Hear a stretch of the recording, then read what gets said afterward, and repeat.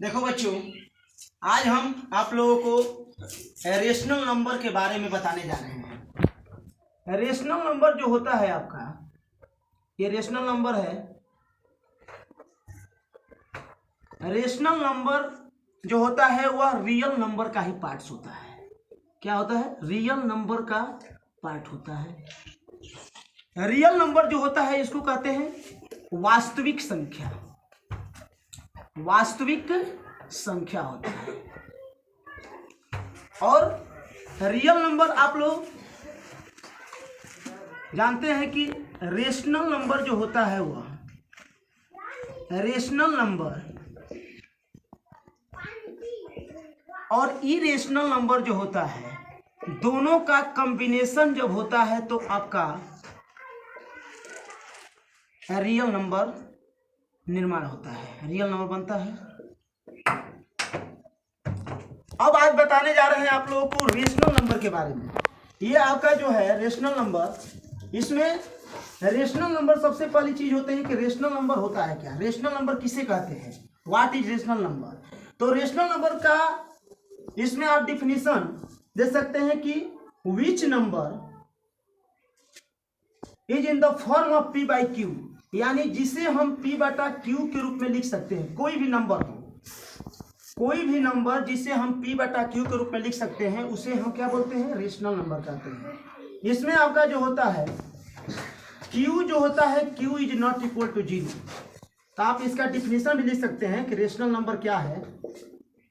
Rational number के definition भी लिख सकते हैं कि वैसी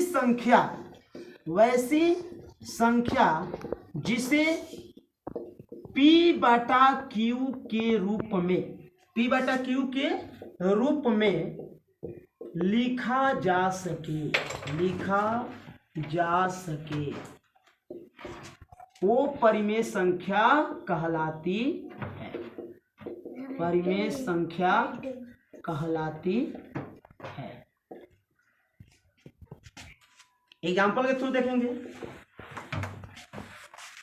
1/2 हो गया, 2/3, 4/5, ये सारा बहुत सारा नंबर हो सकता है, ETC आप कह सकते हैं। इसमें बहुत सारे नंबर जो है जिसको आप P बटा Q के रूप में ले सकते हैं। P बटा Q का मतलब होता है क्या, अंश बटा हर, यानी अंश को न्यूमरेटर बोलते हैं, n से डिनोट करते हैं, और हर को डिनोमिनेटर जो होता है वह हर होता है। हाँ देखिए, न्यूमरेटर मीन्स होता है अंश और डिनोमिनेटर मीन्स होता है क्या, हर होता है। तो अंश बटा हर को ही क्या कहते हैं, हम P बटा Q कहते हैं। यानी P बटा Q के रूप में जिस नंबर को लिखा जा सकता है उसको हम क्या कहते हैं, रेशनल नंबर। परंतु यहाँ एक चीज समझने वाला ये होता है, यही सभी बच्चे गलत करते हैं कि P बटा Q के रूप में आप 0/1 यदि लिख सकते हैं तो यहाँ पर 0/1 का मतलब होता है 0। इसको तो आप P बटा Q के रूप में कह सकते हैं। परंतु इसी को आप यदि हम कहते हैं कि 1/0 कह दें तो ये गलत हो जाता है, क्योंकि इसको हम आप 0 P बटा Q के रूप में नहीं कर सकते हैं, क्योंकि 0 से आप किसी भी डिजिट को या संख्या को भाग देते हैं तो वह उसका मान हो जाता है इन्फिनिटिव। या आप इन्फिनिटिव मत कहिए, उसको अनडिफाइन कर दीजिए, सीधे अनडिफाइन हो जाएगा आपका, जिसका मान ही नहीं होता है। तो यहाँ पर आप कह सकते हैं कि रेशनल नंबर तो P बटा Q के रूप में होगा, और साथ में ही Q जो होगा वह बराबर नहीं है 0 के, मतलब Q का मान कभी भी आपका 0 के बराबर में नहीं होगा। Q के बराबर 0 होगा तो उसका मान क्या हो जाएगा, अनडिफाइन हो जाएगा। इसलिए आपका Q का मान जो होगा, हर जिसको बोलते हैं, वह कभी भी 0 के बराबर नहीं हो सकता है। इसके बाद हम चलते हैं आगे। अब यहाँ हम रेशनल नंबर के बारे में और कुछ विस्तृत जानकारी लेते हैं। इसमें जैसे आपका क्वेश्चन देता है, ये 9th क्लास में भी पढ़ना है, एग्जाम्पल के थ्रू समझते हैं। 10th क्लास में भी इस तरह का क्वेश्चन आता है रेशनल नंबर से। रेशनल नंबर जो होता है वह वेरी इंपॉर्टेंट पार्ट होता है आपका 9th और 10th के लिए, और इससे क्वेश्चन हर बार आपका 10th में हो या 9th क्लास में हो, ये पूछना ही है। तो आज हम आप लोगों को बहुत शॉर्ट ट्रिक के माध्यम से रेशनल नंबर को किस प्रकार से p बटा क्यू फॉर्म में लिख सकते हैं उसके बारे में जानकारी प्राप्त करेंगे और देखेंगे कैसे लिखा जा रहा है। बहुत शॉर्ट ट्रिक में आप इसके बारे में समझेंगे, क्योंकि 9th क्लास में यदि हम इसके बारे में समझते हैं तो बहुत लॉन्ग मेथड से भी अन्य चैनलों पर आप देख सकते हैं, जो हमारे चैनल के माध्यम से आप देखेंगे तो इसमें शॉर्ट ट्रिक मिलेगा। तो इसमें हम देखते हैं, मान लीजिए इस प्रकार से क्वेश्चन आपके हर टाइप का क्वेश्चन इसमें बताया जाएगा, जो हर टाइप का क्वेश्चन आपका मिलेगा और इसको आसानी से हम p बटा क्यू फॉर्म में लिख सकते हैं।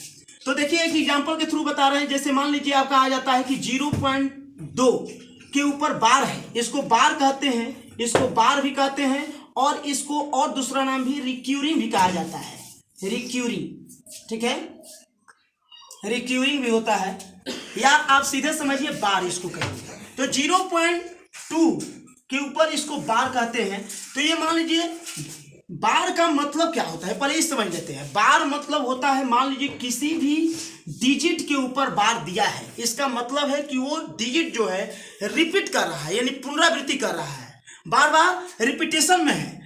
तो इस प्रकार का कंडीशन कब होता है, तो ये कंडीशन जो होता है आप जब आप पढ़ेंगे डेसिमल में क्या होता है, जब दशमलव का प्रसार इसमें हम पढ़ते हैं, दशमलव प्रसार यानी types of decimal, types of decimal. तो इसमें आपको बताया गया है कि टाइप्स ऑफ डेसिमल में होता है, इसको दो भाग में बांट देते हैं। एक जो होता है शांत दशमलव प्रसार होता है, शांत दशमलव प्रसार होता है, और सेकंड जो होता है अशांत दशमलव प्रसार होता है, आपका दशमलव प्रसार होता है। तो अशांत दशमलव प्रसार को भी हम दो भाग में बांट सकते हैं इसको।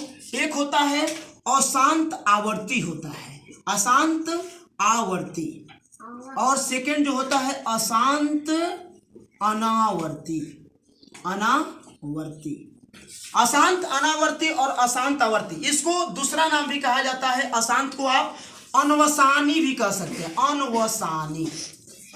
ठीक है, तो इसका जो शेष आपका वीडियो जो आएगा सेकंड पार्ट में मेरा आएगा, और इसमें आपको यदि अच्छा लगा होगा तो मेरे चैनल को लाइक और सब्सक्राइब कीजिएगा। और आज के लिए बस इतना ही, थैंक यू।